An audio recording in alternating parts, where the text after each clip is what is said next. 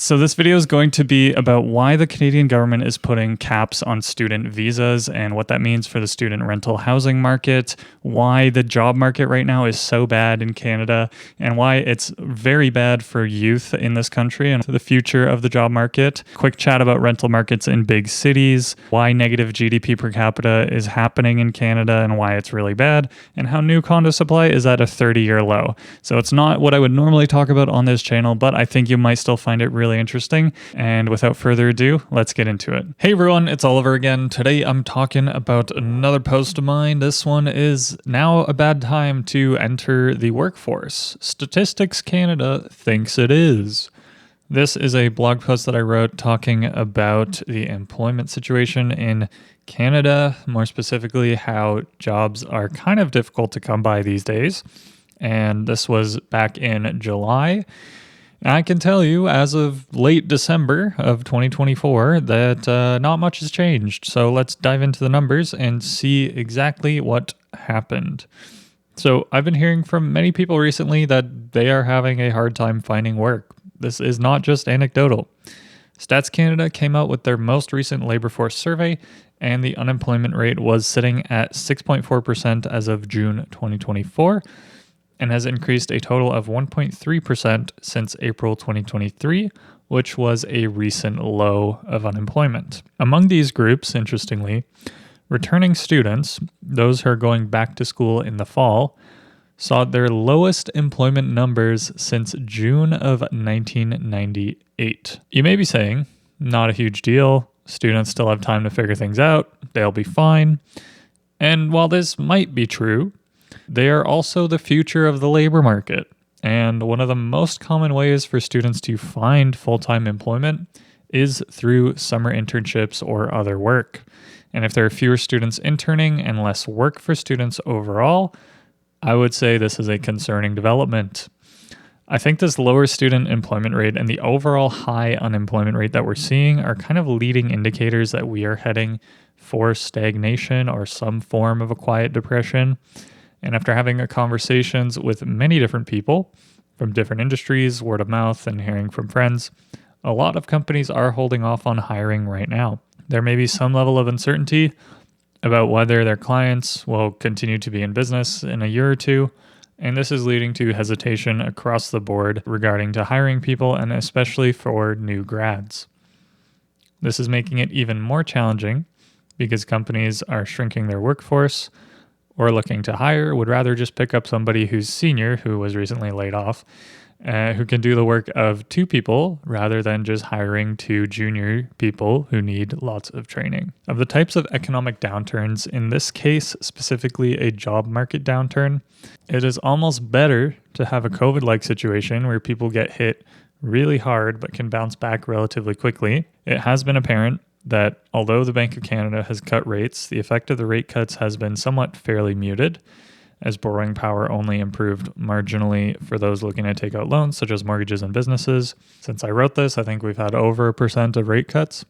It's still taking time, and with the election happening in the States, the bond rates are not improving as quickly as people had anticipated due to a potential trade war. Yay. Because leverage is expensive as a whole right now, we will likely see less economic growth. Per capita GDP right now is going down in Canada. So per person, the GDP has gone down, which means each individual in the country has less to go around, basically. So everybody is feeling the problems that I'm going to be talking about in the rest of this post. With inflation coming down below the risk-free rate, there is almost no reason for investors to look towards higher risk investments, which means that less money overall will likely be circulating through the economy. So this is just kind of psychology, right? If inflation is low and the interest rates are high, you just stick money into bonds and it doesn't get eaten away by inflation. And you don't have to take on any risk. If the bonds are government bonds, they're basically risk-free, and you know that you'll get your money. Why bother taking on something that's a little bit higher risk if you have basically a guaranteed return above inflation? We do need to kind of get back to a point where interest rates go closer to inflation, so there's a little more incentive for people to spend their money and to invest their money in slightly higher risk things rather than just leaving it in bonds and circulating less money. So Canada is also kind of a special situation because we are welcoming we're always welcoming new highly skilled workers into the country, which is a good thing for business because if there's more demand for those jobs, they can theoretically pay less to get the same output. From the workers' side, this kind of puts them in an unfortunate situation where you have to find a way to really stand out from the crowd or accept a much lower wage compared to other countries at a time when the cost of living is not significantly improving. So let's look at another market that indicates slowing growth, real estate. So from the real estate side, we're seeing some relief in the rental market. A recent rentals.ca report showed that the year-over-year rental prices in June 2024 were similar or lower in some of the larger metro areas compared to this time last year. And if you look at the rental market now, it has improved even more and prices have dropped even more significantly as of recording this in December of 2024. What a great time to be looking for a rental, honestly. And I don't know if this trend will continue, but I believe that this is going to be kind of one of those, if you think about it too much, you'll miss it situations. It's partly due to the fact that a lot of students are not returning on visas because we have limited those visas. So if you're in a metro area that had lots of big schools nearby, you may be seeing more inventory. Also just due to the fact that people just cannot afford their rent. And so they move out and nobody's willing to pay these high rent prices because of basically the lackluster economy. The demand just is slowly going away. It's just not there. Look into the resale market and the pileup of inventory that's building there, and especially in some segments such as condos. This has yet to manifest in much lower prices. In condos, there are lots of discounts happening. The market as a whole isn't seeing much price pressure, likely due to the fact that owners are finding a way to hold on until they get a price that they're looking for and aren't in a huge rush to sell. And the number of truly distressed sales has only increased marginally, and banks have been instructed to do pretty much anything they can to help people who may be in distressed sale situations manage their homes. So we likely won't see a significant decline in prices or significant bank sales or anything like that. But I will say that sort of towards the end of the year here, it's always seasonally, it becomes a little bit cheaper to purchase. But I think we've seen kind of an above seasonal difference, and there are more things becoming available. I do foresee a time in the next 3 to 5 years as things improve with respect to borrowing costs that prices will likely jump back up because there's going to be a lack of new construction. So as of right now, new condo projects have been taking forever to sell, and many of them are being canceled, which means that fewer people are purchasing them, which means 3 to 5 years from now, we won't be seeing that inventory coming online. And this also, with the current resale inventory that's on the market, this kind of proves the point that now is actually quite a good time to get into the condo market. Because if you purchase the condo now with a potential future lack of supply coming in 5 years, you are very likely 5 years from now, with the interest rates coming down and the lack of supply due to the fact that nobody can afford to build anything right now, you're likely going to see appreciation in the next 5 years for condos.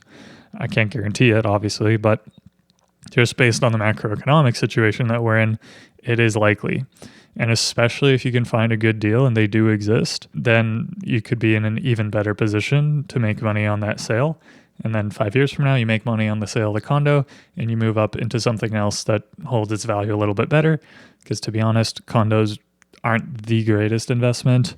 And condo fees are kind of a bit of a detriment sometimes to the investment if they get out of control.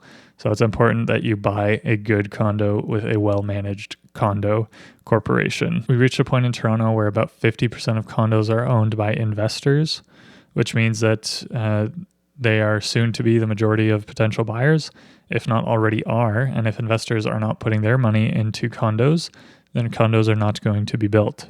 If condos are not built, there's less housing while more people continue to come to the country, and specifically Toronto and Ontario. And basically, it's just simple supply and demand, and it should yield higher prices. There are some potential improvements in student economics. The interesting development is the cap on student visas, which I mentioned. On balance, I view this as a positive development, as I believe the intention of capping students was to prevent these predatory career colleges, they're called, from taking advantage of students and not providing them with a proper education, and also people taking advantage of the system, trying to come to the country and just basically disappear. I remember I had a place at McMaster and I was paying in 2019 like $520 a month or something for a room. And that same room in like 2 or 3 years later was around $800, which made absolutely no sense whatsoever. I don't know how like the real estate market, the rental market, the student rental market all went insane. So I think this is a good kind of moderated decline that is needed. It honestly was a crapshoot trying to find a decent student house. The number of questionable landlords who don't take care of their properties was high. The inability of students to clean up after themselves was bad. And the serious lack of supply was horrendous.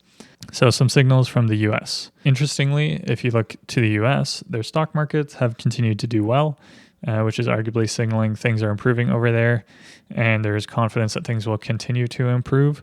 The US employment rate is still hovering around an all-time high, or at least it was back when I wrote this. And since they have a little bit more of a diverse economy, they're more resilient overall, and they have also rode this wave of AI. So you can't really predict the market, but generally when I look at my portfolio and get happy, that's usually a good sign that it's time to sell some of it and cut down on the risk. However, I am a bit more of a buy and hold type of person, so I just kind of hang on to it forever. So that's pretty much it for this one, but it will be interesting to see how all of these different aspects of the economy develop in the next couple of years. I'll be following them closely, and I'll do my best to keep you up to date on them. Hopefully you found this discussion interesting. Let me know your thoughts anytime. I'm always interested to talk economics, and if you want to be on the chat podcast, which is the new name I came up with, it might change again, then let me know. That's about it. Keep investing, and I'll see you in the next one. Bye.